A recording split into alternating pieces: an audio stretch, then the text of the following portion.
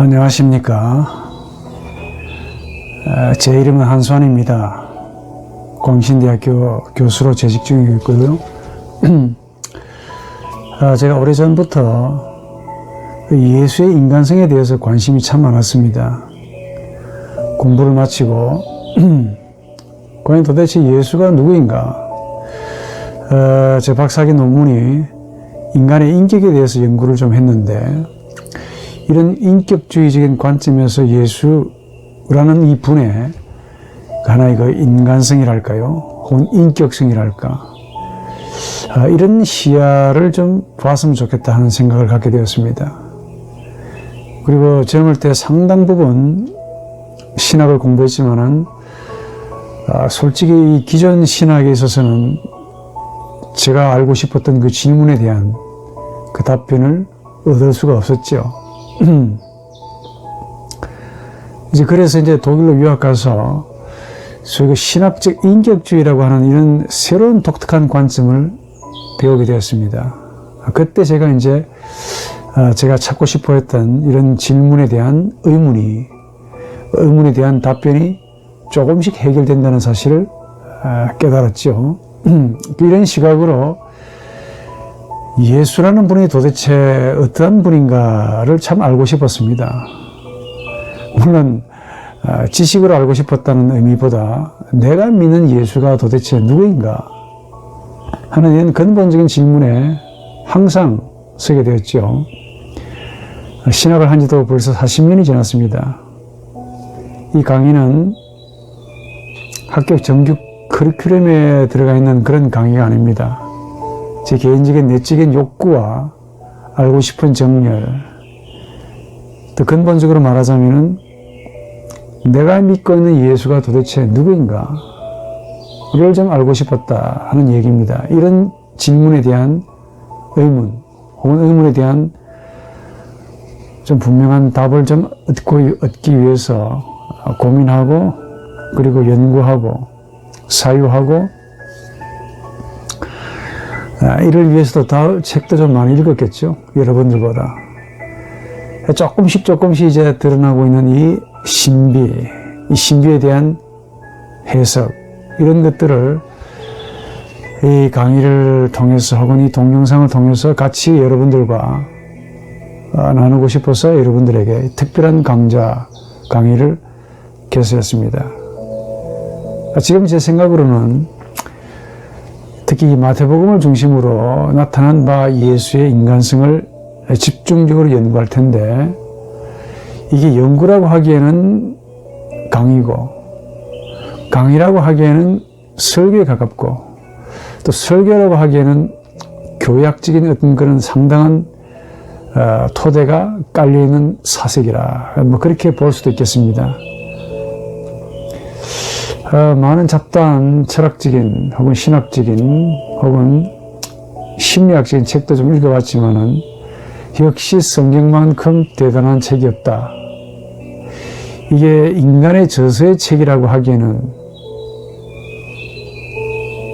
정말 많은 신비를 가지고 있다. 이게 어떻게 2000년 전에 기록되었을까 하는 이 놀라운 의구심과, 또 예수를 주로 고백했던 그 제자들의 이 신앙 고백을 담은 이 성경이 그 당시의 지적인 수준으로 과연 이런 책을, 이런 저서를 기록하게 되었을까? 어떻게? 현대신학과 현대학문의 이론으로 이 성경을 보니까 이 성경은 그야말로 하나님의 말씀이 분명하다 하는 결론에 도달하게 되었죠. 특히 물론 구약도 조금 난해하고 이해 안 되는 부분이 있지만, 특히 신약, 그 가운데 마태복음, 이 마태라는 저자가 예수와 함께 있으면서 무엇을 보았고 무엇을 느꼈고 어떤 말씀을 들었으며 이분 마음속에 일어났던 그 역사, 신비를 어떻게 마태복음이라는 이 작은 책에서 기록하게 되었을까 등등의 많은 궁금증이 있었습니다. 이런 궁금증에 대한 해답을 조금씩 발견했는데, 그 해답은 바로 예수의 인간성이었습니다. 이걸 우리 예수의 인격성이라고 달리 말하기도 하고, 신학적인 용어로는 성령의 인격성, 삼위일체 조금 더 거슬러 올라가면 삼위일체 이론에 대한 문제라고 볼 수도 있겠죠.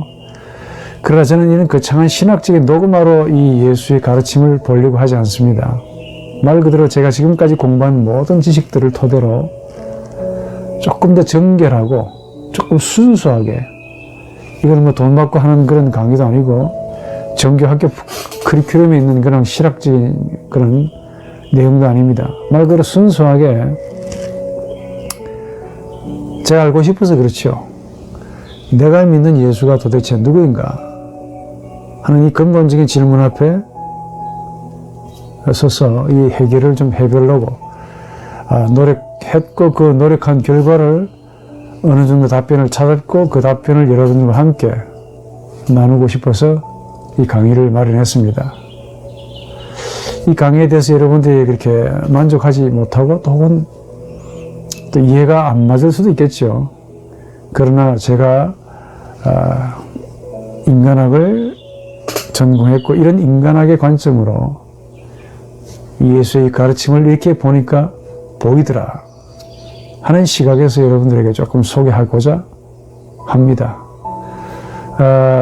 원래 계획은 마태복음에 나와 있는 예수의 설교 5개를 전부 다 한번 다 연구를 하고 싶은 마음인데, 해보는 데까지 해보기를 원합니다. 우선 큰 강의의 큰 골격은 예수 설교를 자세하게 분석하기 전에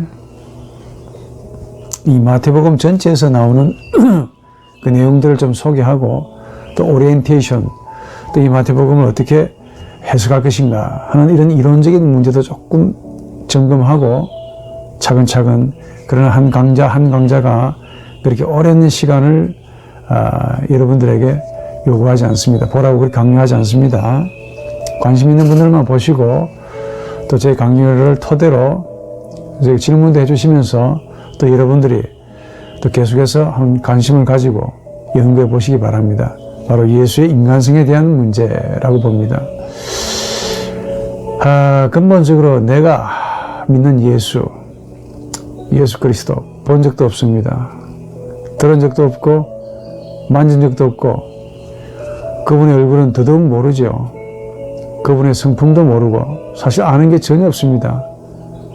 소위 그 텍스트라고 하면은 우리가 성경밖에 없는데, 이 성경 속에 나타난 바 된 이 예수의 가르침이 아주 놀랍게도 성경 속에 머물지 않고 마치 저와 함께 있는 듯한, 저에게 강력한 어떤 메시지를 전하고 있는 듯한 그런 느낌을 많이 받습니다. 그래서 더 궁금하죠. 그분의 인간성을 어떻게 내 속에서 실현해 볼 수 있을까 하는 과제를 늘 안고 살아갑니다. 나도 어떻게 저분처럼 살아갈 수가 있을까? 조금 더 정확하게 말하면 저분에게서 나타나는 이런 신적인 인간성이라고 하기에는 좀 그런데, 그분도 분명히 인간의 몸을 오셨기 때문에 인간성이죠.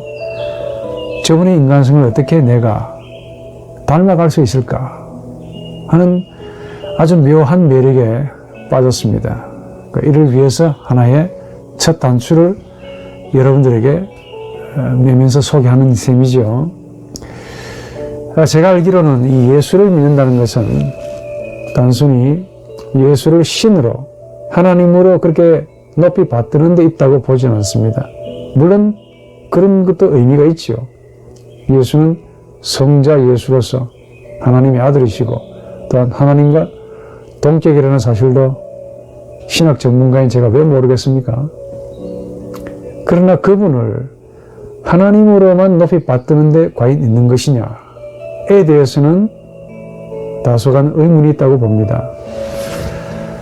단적으로 말하면 그분과 똑같은 인간성을, 그분을 구주로 믿는 나도 가져야 되는 것이 마땅한 것이 아닌가 하는 생각을 갖습니다. 아주 오래전부터.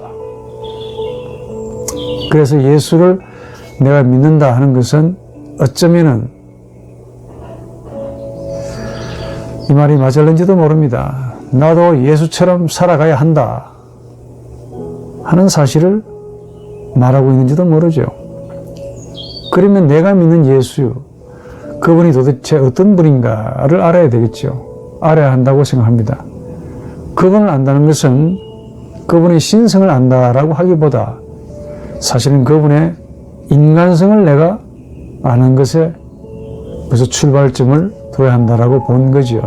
즉 그분의 인간성을 내가 알고 또 단지 아는 것에 머무는 것이 아니라 그분의 인간성을 내 안에서 어떻게 실현할 수 있을까 하는 과제를 늘 안고 살아야 한다라고 믿습니다. 그래서 이 강의를 펼치기 전에 우선 두 가지 문제를 지적하고 시작해 보려고 합니다. 하나는 이 예수의 신성을 완전히 높이면서 예수의 인간성을 간과하는 태도를 제가 많이 봤습니다. 사실은 처음에는 그게 별로 문제가 없는 것 같이 보이는데 시간이 지나면서 이것이 얼마나 큰 문제를 이야기한다는 것을 많이 본 겁니다. 예수의 신성을 높이면서 예수의 인간성을 간과할 때 생기는 문제. 이제는 두 번째 반대로 예수의 인간성을 마음껏 높이면서 동시에 예수의 신성을 간과하는 그런 신학적인 태도도 있다는 걸 보았습니다. 이 두 가지 극단의 문제가 있다는 것이죠. 우선 하나의 첫 번째 문제, 이 예수의 신성을 아주 더 높이면서 예수의 인간성을 간과하는 그런 태도는 주로 아마도 제가 과장일는지 모르지만 제가 보는 시각에는 우리 한국의 대한민국뿐만 아니고 전 세계 그 쫓겨는 우리 한국 소위 보수주의 신학이 가지는 태도가 아닌가 하는 생각을 갖습니다. 그도 그럴 것이 그 역사적으로 교리사적으로 좀 파고 들어가면은 AD 한 3세기 4세기경에 아리우스주의자들이 있었는데 이 아리우스주의자들을 대항해서 소위 갑바도기아 3교부가 있었죠. 그리고 아타나시우스 교부, 이분들에 의해서 만들어진 기가 막힌 신조가 있습니다. 이게 아타나시우스 신조인데 제가 연구를 하면서 많은 걸 느꼈습니다. 이런 사도신경과 니케아 신조, 아타나시우스 신조 뭐 이런 것들을 가리켜 에큐메니칼 신조라고 부르긴 한데 그런 학문적인 이론이 중요한 것이 아니고 이 세 개의 신조 혹은 칼케톤까지 포함하면 네 개의 신조인데 이 네 개의 신조가 신학의 뿌리라고 하기도 합니다. 이 네 개의 신조가 공통적으로 뭘 가르치느냐 하면은 삼위일체를 굉장히 강조를 합니다. 강조한 것은 좋은데 그러니까 특히 성부보다 성자 성령의 하나님 되심을 무진장 많이 강조하죠.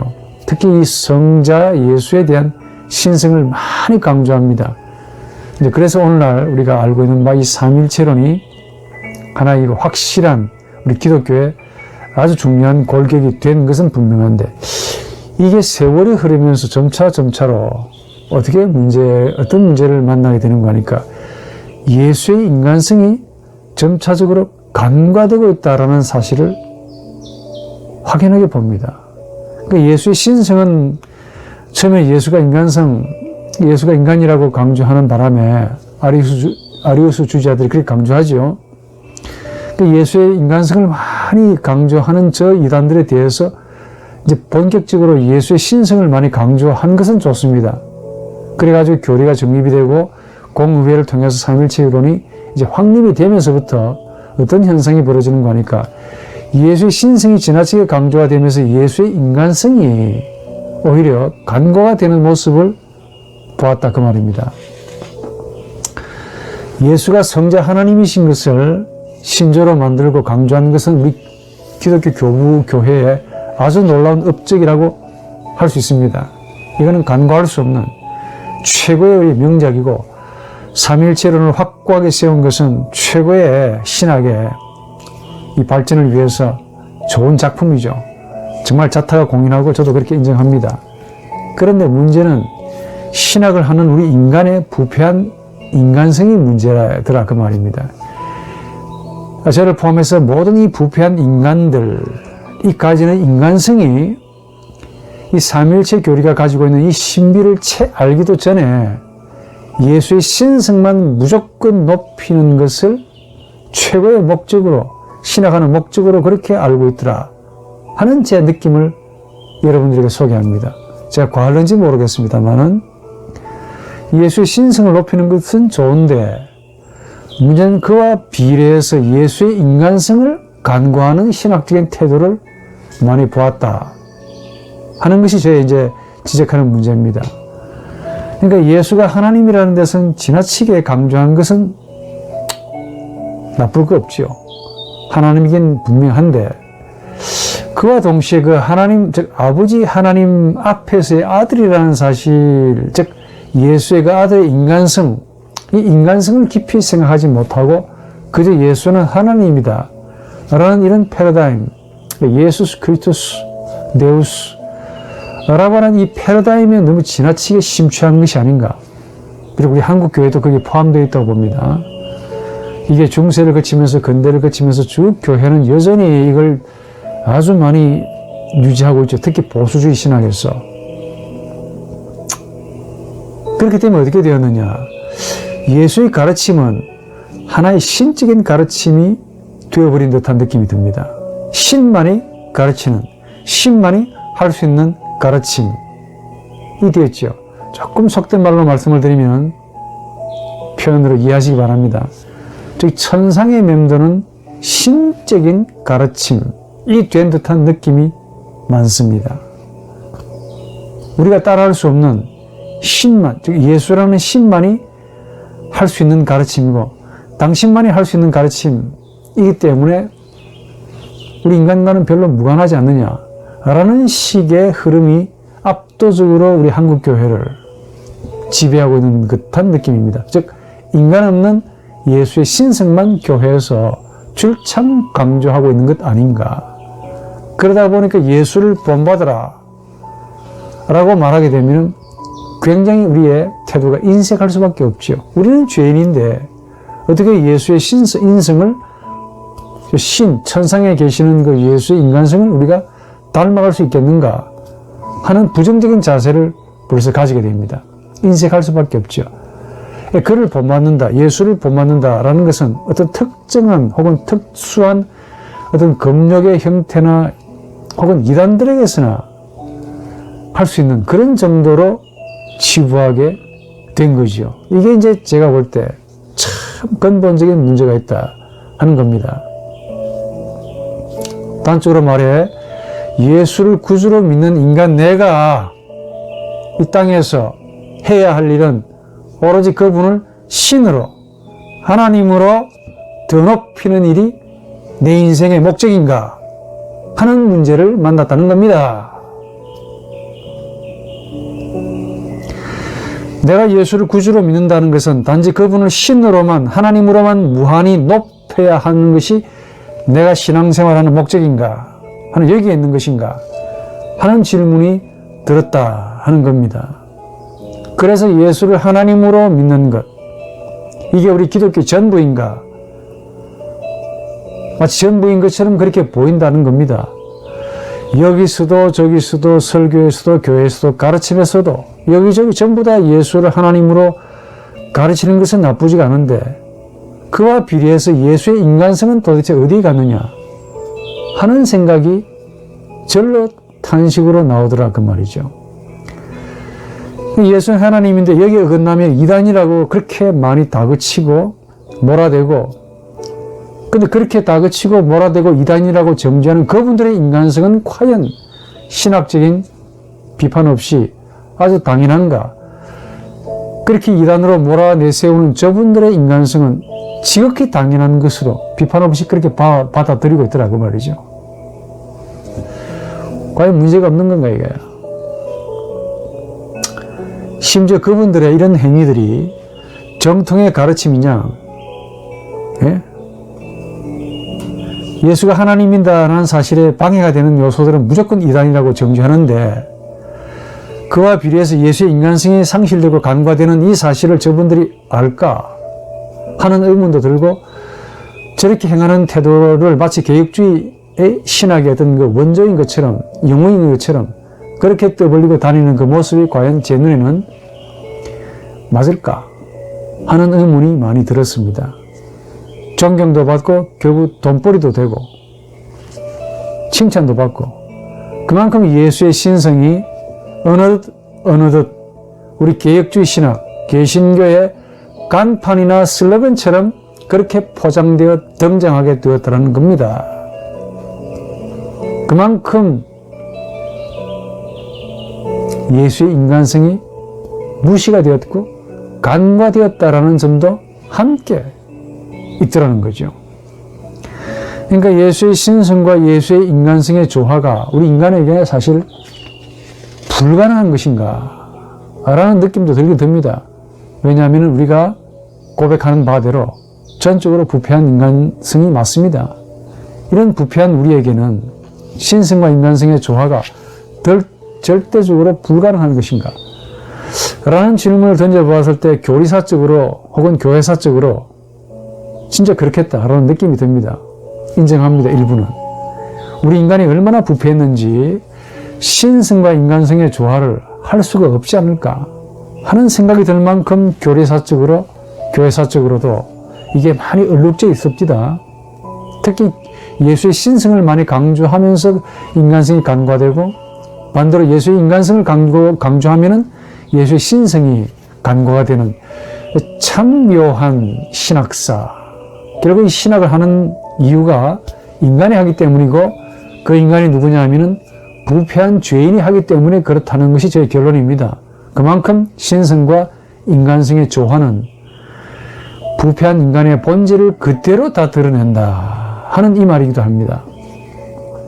그러니까 그럼에도 불구하고 제가 질문을 드리는 이유는 이 예수의 신성이 강조되면서 예수의 인간성이 간과됩니다. 그렇게 되면 예수의 가르침은 천상에 맴도는 가르침이 될 수밖에 없지요. 구름 타고 가는 신선의 가르침밖에 안 된다니까. 그러니까 신이 하신 말씀이니까 신만이 하실 수 있는 행동이 되겠지요. 예수가 하신 모든 말씀은, 가르침은 그러니까 신만이 하는 행동이 되고 우리 인간은 절대적으로 부패, 죄인이다 보니까 예수의 가르침을 따르는 삶을 살 필요가 없다. 살 수가 없다. 살 수 없는 죄인이기 때문에 살 필요가 없다. 라는 식으로 곡해가 되더라 그 말이죠. 그러면 예수가 하신 말씀은 지금 우리에게 무슨 의미가 있느냐 라는 근본적인 질문에 부닥칩니다. 신만이 하는 가르침이라고 한다면 부패한 인간이 할 수 없는 가르침이 되죠. 그렇게 되면 예수가 땅 위에서 하신 모든 말씀은 도대체 무슨 의미가 있느냐, 내가 할 수가 없다면 인간의 죄인이라고 합니다. 죄인이 맞습니다.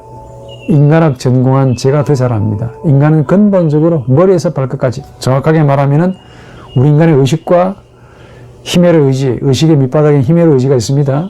이 히메르 의지와 그 히메르 의지의 양분을 제공하는 리비도를 보면은 사악하고 부패하고 전적으로 냄새나는 시궁창, 이 제 결론입니다. 인간을 놓고 보자면 이런 시궁창인 인간이 예수의 가르침을 따라 행한다? absolutely, 절대적으로 불가능하지요.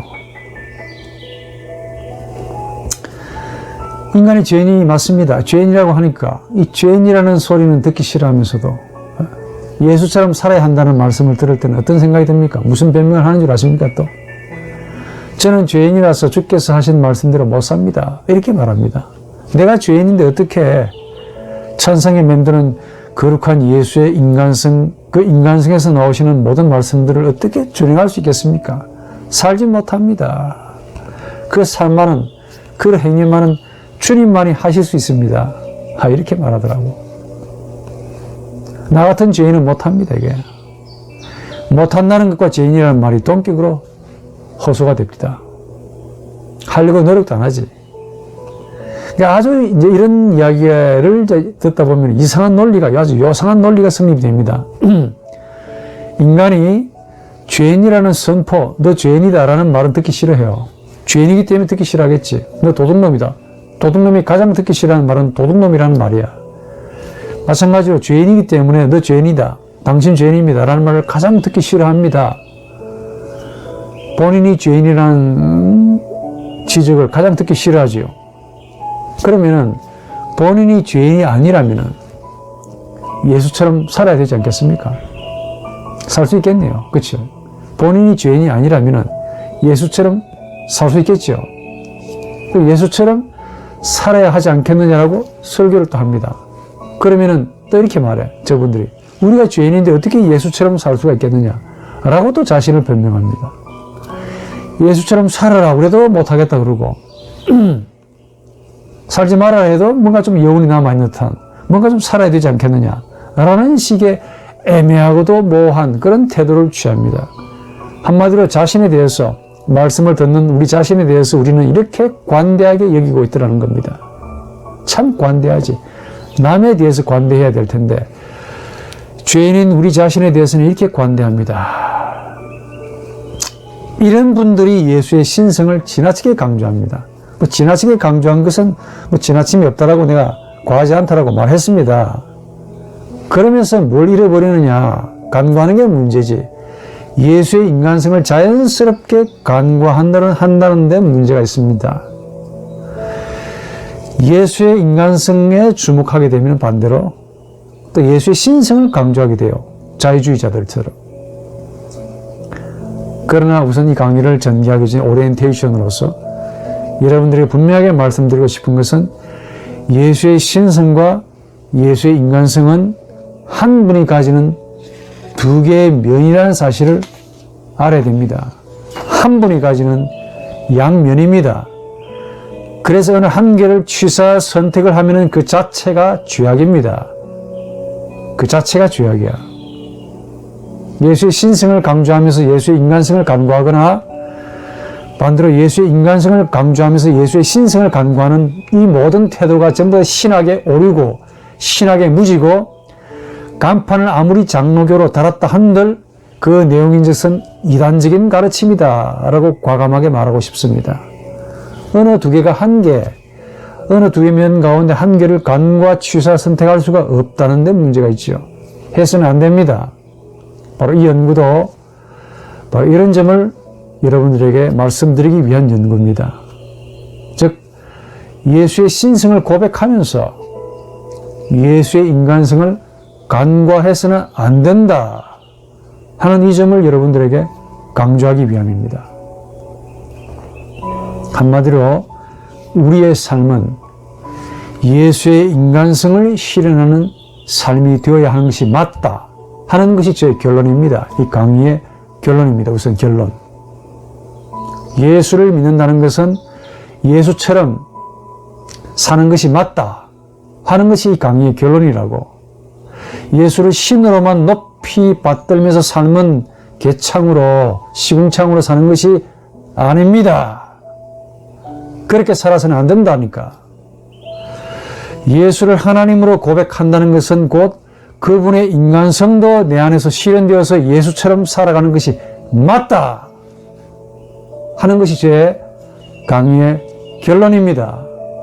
왜냐하면 한 분이 가지는 두 면이기 때문에 그래요. 이를 위해서 마태복음은 기가 막히게 좋은 교재입니다. 우리를 가르치고 우리의 몹쓸 죄악성을 지적해내고 한편으로 치우치기를 기분 좋게 하는 이런 우리의 인간성에 딱 맞는 교재가 바로 마태복음입니다. 마태복음.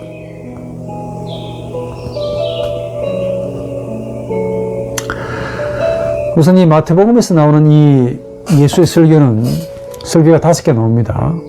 마태복음에는 한 번 더 예수의 설교가 5개 나와요. 이 5개를 제가 사망할 때까지 좀 연구하고 동영상으로 올려드리겠습니다. 5개 설교가 나오는데 이 예수의 설교는 도대체 누구를 향한 설교인가를 먼저 아시는 게 필요합니다. 예수를 믿지 않는 일반 사람들인가? 그 당시 로마인들인가? 그 당시 헬라 종교 철학자들인가? 유대인들인가? 바리새인들인가? 서기관들인가? 이런 율법사들인가? 아닙니다. 놀라운 사실은 아니라는 사실이에요. 그런 사람들이 아니고 누군지 아십니까? 네. 성경을 자세히 들여다보면 나옵니다. 바로 제자들입니다. 예수의 설교가 일반인들이나 바리새인들이나 유대인들이나 로마인들이나 헬라인들이나 이런 분들이 아니고 오히려 예수를 따랐던 제자들에게 하신 말씀이라는 점이 놀랍지 않습니까? 제자들에게 예수는 이 소중한 자신의 설교를 하셨습니다. 어떻게 생각하십니까? 그 대상이 바로 제자들이야. 예수의 설교 5개가 마태복음에서는 적어도 특히 5장에서 7장을 가리켜 산상수훈이라고 어거스틴이 그렇게 불렀습니다. 산상수훈에 처음에 뭐라고 한 줄 아십니까? 그럼 보십시오. 5장 1절 예수께서 무리들을 보시고 산에 올라와 앉으시니 제자들이 그분께 나왔다. 5장 1절에 그렇게 나옵니다. 누가 올라왔다고 그랬습니까? 많은 무리들이 올라왔습니다만 그 가운데 제자들이 예수께 나온 거야.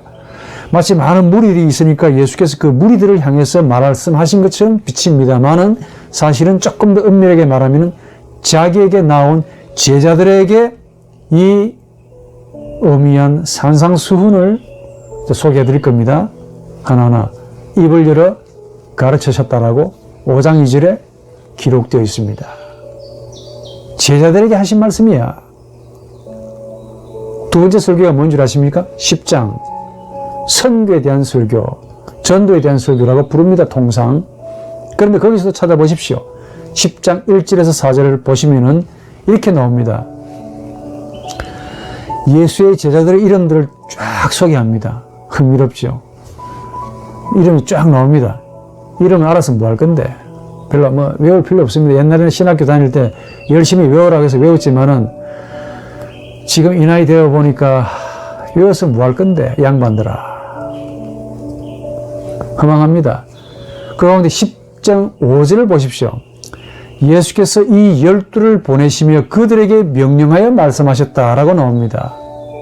그러니까 10장은 전도하는 장인데 전도를 위한 주님의 설교인데 예수께서 이 12를 보내시면서 그들에게 가르치셨다, 설교하셨다라는 말입니다. 그러니까 10장의 설교도 제자들에게 하신 말씀이죠. 잘 아시기 바랍니다. 13장은 다 아는 바대로 하나님의 나라 혹은 천국에 대한 설교입니다. 예수의 설교. 거기서도 놀라운 사실을 발견합니다. 13장 1절에서 9절까지 10부르는 비유를 먼저 쫙 소개해요. 이 비유 자체가 굉장히 어렵습니다. 그러니까 제자들이 나와서 그때 예수를 따르던 그 제자들이 다가와서 예수께 묻습니다. 왜 저들에게는 비유로 말씀하십니까? 라고 13장 10절에 그렇게 물었습니다. 그때 13장 11절에 예수께서 뭐라고 말씀하셨냐? 대답했다고 말씀하시는데 뭐라고 하셨습니까? 너희들에게 하는 말이다. 라는 식의 내용을 소개했습니다. 13장 11절에 이렇게 나옵니다. 찾아보시기 바랍니다. 자, 18장은 교회에 대한 설교라고 보통 부릅니다. 그렇죠? 교회에 대한 설교 혹은 교회에 대한 강화, 교회를 위한 강화라고 부르는데 18장 1절에 보십시오. 그 무렵에 제자들이 예수께 다가와서 말하기를 하늘나라 혹은 하나님 나라에서 누가 가장 큽니까? 라고 이 천국 자리를 놓고 양반들이 싸웁니다. 자, 무섭지? 그때 예수께서 한 어린아이를 네피오스라고 하는 미크로스라는 아이를 불러내어서 그들 가운데 딱 세워놓고 말씀하신 게 18장 2절입니다. 18장도 교회에 대한 설교인데 그 대상은 바로 제자들입니다. 어린아이를 세워놓고 예수께서 설교하신 거예요. 자, 마지막으로 23장에서 25장은 종말에 있을 설교라고 보통 그렇게 말합니다. 아시겠죠? 종말에 대한 강화, 설교라고 부릅니다. 그러면 23장에서 25장은 그렇게 부르는데 23장 1절을 보십시오. 그때 예수께서 무리들과 제자들에게 말씀하셨다. 제자들에게, 여기도 무리들도 누가 그냥 단순한 3인칭 복수로 어떤 불특정의 다수가 아닙니다. 제자들과 함께 따라왔던 사람들입니다. 근데 절대적으로 제자를 중심으로 한 무리들이기 때문에 사실상 직접 제자는 12명이지만 간접적인 제자를 포함한 사실은 제자들입니다. 그러니까 마태복음 23장 25절도 사실상 전부 다 제자들에게 하신 말씀이라 라는 말이 성립이 됩니다. 한마디로 요약해 드리면은 마태복음의 그 훌륭한 예수의 설교 5개는 전부 다가 제자들을 향한 예수의 말씀이라는 것이죠. 그래서 이제 문제가 생긴다는 그 말입니다. 설교 5개 전부 다가 그 대상이 제자들이었습니다. 제자들에게 이 주옥 같은 설교를 하셨다. 그럼 제자는 누구를 가리킵니까? 네? 제자가 누구냐라는 질문이 생기겠죠. 여기서 제자라고 할 때 물론 당시에 예수를 따랐던 특정인들을 가리킵니다. 그리고 마태복음도 마태가 기록했는데 역시 제자였습니다. 그러나 그것만 아시면 안 됩니다. 이 마태복음은 이 제자라는 말을 사용하면서 다른 의도를 가지고 썼다라는 사실을 아셔야 돼. 이게 저도 최근에 느낀 겁니다. 이 마태라는 분이 굉장히 머리가 좋다는 것을 많이 느끼는데 이 마태라는 분이 예수의 가르침을 들으면서 기록하면서 제자라는 말을 썼는데 이 제자라는 말을 썼을 때 특정인의 제자인 누구누구를 말하지 않습니다. 다른 의미를 가지고 있었더라 그 말이에요. 어떤 의도를 가지고 제자라는 말을 썼다는 겁니다. 이 제자라는 마테테스라는 헬라어인데 단순히 스승의 가르침을 듣는 자를 뜻하지 않습니다. 보통 그렇게 알고 있죠. 듣는 자, 귀로 듣는 자. 조금 더 적극적인 의미가 있다는 것을 아셔야 돼요. 세상을 향해 스승의 가르침을 드러내는 자로 마태는 그렇게 이해했다고 확신합니다. 저는. 단순히 예수의 말씀을 듣는 자, 소극적인 의미의 듣는 자가 아니라 듣고는 예수의 가르침, 즉 스승의 가르침을 세상을 향하여 온전히 드러내는 자의 개념으로 마태는 제자, 마테테스라는 이 말을 썼다라고 봅니다. 무슨 말이냐? 자신들의 소신이나 신념을 설명문으로 교주가 되기 위해서 그렇게 사용하는 그런 자들이 아니라 스승의 가르침을 가르치고 자신들의 사람 빼버리고 스승의 가르침을 가르치고 번역하고 통역하고 설명하고 증언 말투서라 그러죠. 증언하고 소개하는 자들이 바로 제자라는 말입니다.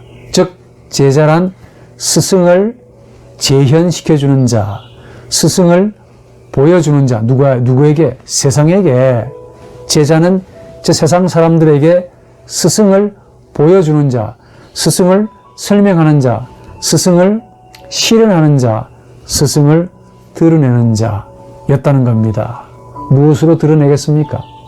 예수의 가르침을 살아가면서 드러내는 거야. 즉 예수의 인간성을 그들 속에서 실현하면서 세상 사람들에게 예수의 인격, 인간성을 드러내는 자, 소개하는 자였던 겁니다. 그러니까 이 제자라는 말 속에 많은 것들이 포함되어 있습니다. 세상에서 스승을 보여주는 자로 제자를 규정하게 되면 그 제자라는 말 속에는 많은 것들이 숨어 있습니다. 오늘 첫 시간이기 때문에 길게 이야기 못 하겠습니다. 그러니까 예수의 제자들은 제자죠. 그러니까 예수는 스승이고 어떤 관계가 성립되느냐? 예수는 책으로 놓고 보자면 원본입니다. 원 텍스트입니다. 그 제자는 그 원 텍스트, 원본의 사본이 셈이죠. 그대로 빗겨야 돼요. 원본과 일치해야 됩니다. 사본은 반드시. 그러니까 예수는 텍스트고 제자는 그 텍스트가 펼쳐지는 상황, 어려운 말로 컨텍스트라고 부릅니다. 이 관계는 바로 예수와 12제자와의 관계만 해당하지 않습니다. 예수는 원본이고 텍스트고 노름하고 제자들은 12제자들은 컨텍스트고 그 텍스트를 드러내고 실현하고 빛으로 밝히 드러내줘야 하는 사명을 가지는 컨텍스트입니다.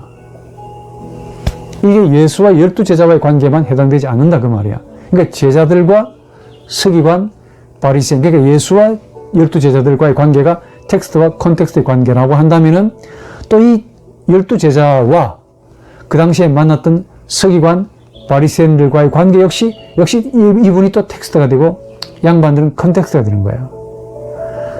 또 바리새인 서기관들이라는 컨텍스트에서 예수의 제자라는 텍스트가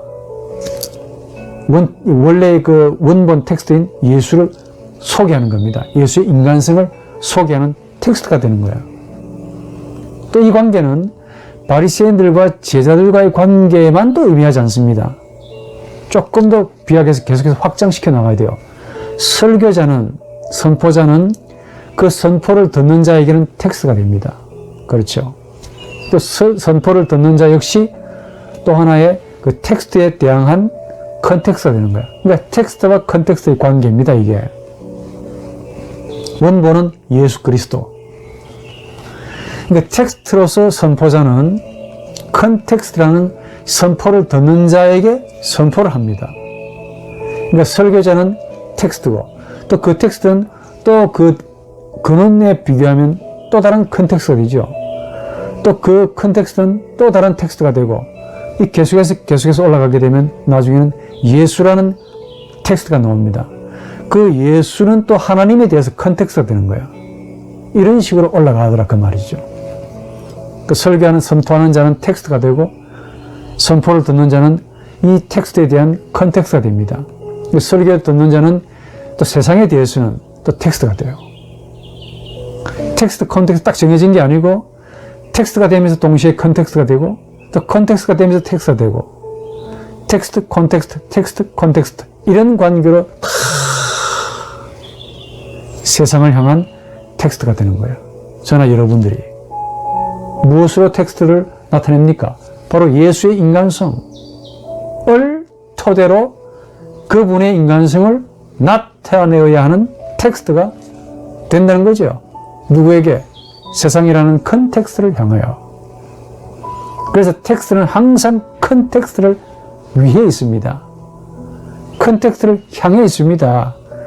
컨텍스트를 바라보고 있는 겁니다. 컨텍스트 없는 텍스트는 천상천하 유아독존입니다. 천상에 맴드는 신이 되는 거야. 그런 신을 절대로 설교하지 마시기 바랍니다.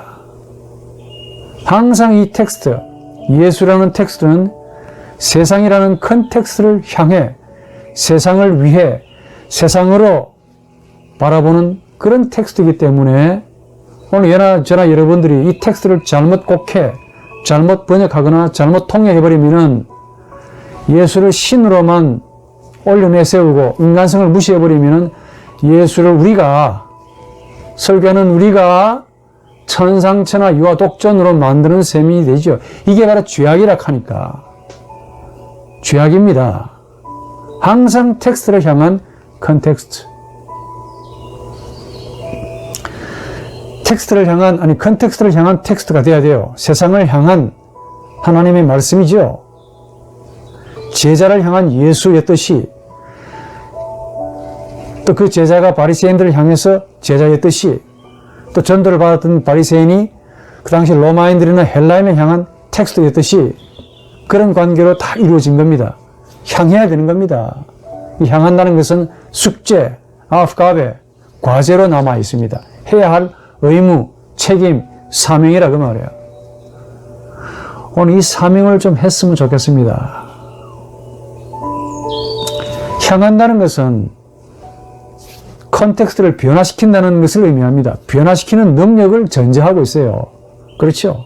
그냥 향하면 아작이 나겠죠. 세상이 얼마나 단순하지 않는데, 얼마나 자양만의 힘의 의지로 사는 저분들인데 어떻게 향할 수 있겠습니까? 변화시키겠냐고. 변화시키는 힘을 전제로 하고 있습니다. 무슨 말이냐? 변화되지 않으면, 즉 텍스트, 세상을 향해서, 컨텍스트라는 세상을 향해서 내가 텍스트가 되는데, 저 컨텍스트를 향해서 내가 변화시키는 텍스트가 되는데, 이 텍스트인 내가 변화되지 않으면 죽는다라는 사실을 암시합니다. 그만큼 살벌한 전쟁이에요. 텍스트가 변화되지 않으면, 즉 내가 원본을 받았던 텍스트인데 컨텍스트를 향한 텍스트가 되는 거죠. 저 세상을 향해서 내가 변화를 시켜야 되는데 이 능력을 받지 않으면, 능력을 발휘하지 않으면 내가 죽는다는 사실을 암시합니다. 컨텍스트는 텍스트가 없으면 사는 것이 아닙니다. 한마디로 그거죠. 노르마타는 노르마가 아니면 아무것도 아니야.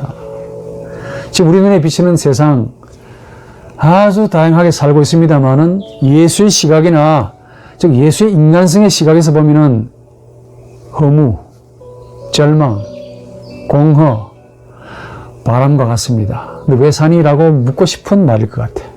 제 눈에도 그렇게 비치는데, 예? 마치 하나님이라는 텍스트가 없으면은 우리 인간이라는 컨텍스트가 살아도 사는 것이 아닙니다. 아담이 죽은 겁니다. 이미 죽었기 때문에 살아가려고 애를 쓰는 것이죠. 가인이 죽었습니다. 죽었기 때문에 살라고 몸부림을 치고 성을 쌓고 앉아있지 않습니까? 지금도 성 쌓고 있네요. 가인의 후손들은. 하나님이 텍스트고 그 텍스트이신 하나님이 우리에게 말씀하지 않으시면 컨텍스트인 우리는 죽었다 하니까 살라고 몸부림 치는 것밖에 없어요. 죽었기 때문에 살라고 몸부림 치는 거지. 그러니까 사는 것도 사는 게 아닙니다. 사는 게 아닙니다. 그리고 죽어도 죽는 것이 아니야. 살아도 사는 것이 아니고 죽어도 죽는 것이 아닙니다. 이 그야말로 허공, 흑암, 창세기 1장 2절에 허공, 흑암, 깊은 공허, 침묵, 절망, 좌절. 그야말로 사는 게 아닙니다. 이게. 죽어도 죽는 게 아니야. 장례식장에 얼마나 많은 사람들이 애곡을 해도 죽는 게 아닙니다. 그게 그렇게 죽는 게 아니야. 태어났다고 해피 버스데이 투 유, 너 축하한다. 그렇게 태어나도 사는 게 아닙니다. 벨드린이라는 독일 시인이 하는 말이 갑자기 생각납니다. 인간은 태어나자마자 죽기에 합당할 만큼 이미 늙어버렸다. 충분히 늙어버렸다. 이 말이죠. 이 단순한 식규가 우리에게 제시하는 바는 인간은 태어나자마자 죽는다는 뜻입니다. 그 말이죠. 그 말은 뭡니까? 이미 죽음에서 죽음으로 가는 여정이라는 그 말이고, 허무에서 허무로 가는 여정이야. 이야, 그런데도 이 과정에서 서로 남보다 앞서가려고, 남을 이기려고 그러고, 그 가운데서도 한 70년, 80년 살면서도 못된 짓을 남에게 상처를 주고, 내 자신의 리비도를 만족시키기 위해서, 힘의 의지를 관철시키기 위해서 이웃을 힘들게 하고, 괴롭게 하고, 갑질하고, 그렇게 삽디다. 이렇게 사는 게 아닙니다. 오늘 강의의 첫 번째 강의는 이 정도 하시죠. 내용인즉슨 예수의 인간성 정말 소중합니다. 인간성은 천상천하 유아독존으로 만들지 말아야 합니다. 예수를 구주로 믿는 우리에게서 일어나야 하는 현재의 시점이고, 우리에게서 지금 여기서 일어나는 이 현재의 시점을 컨텍스트인 세상은 봅니다. 우리의 얼굴에서 나타난 바 되는 예수를 보고 저분들은 예수로 향합니다. 왜냐하면 저분들 속에도 예수의 이미지를 가지고 있기 때문에 그래요. 그래서 예수의 이미지를 가지고 있는 한 반드시 예수의 형상을 나타내는 선포를 하면은 반응을 하게 되어 있습니다. 이 세상은 공허입니다. 정말 공허라고. 허망하게 살지 마시기 바랍니다. 오늘 여러분의 나이가 얼마나 되시는지는 모르겠으나 저나 여러분들 살 만큼 살았지 않습니까? 무슨 삶에 대한 애착이 그렇게 심합니까? 뭘 더 얻고 싶어 하냐고. 이 정도 하면 만족하지 않습니까? 이제 남은 생애는 예수의 인간성을 깊이 연구하고 좀 의미 있게 살아가면 안 되겠습니까? 부디 그렇게 사십시오.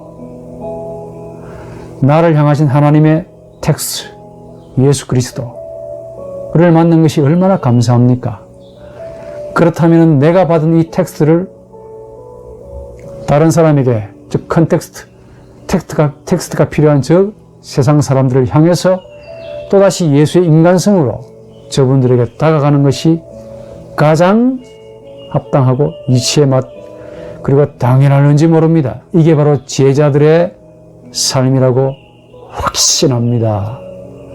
부디 제자란 말을 하기 전에 제자다운 삶을 살아가는 저나 여러분들이 되기를 바랍니다.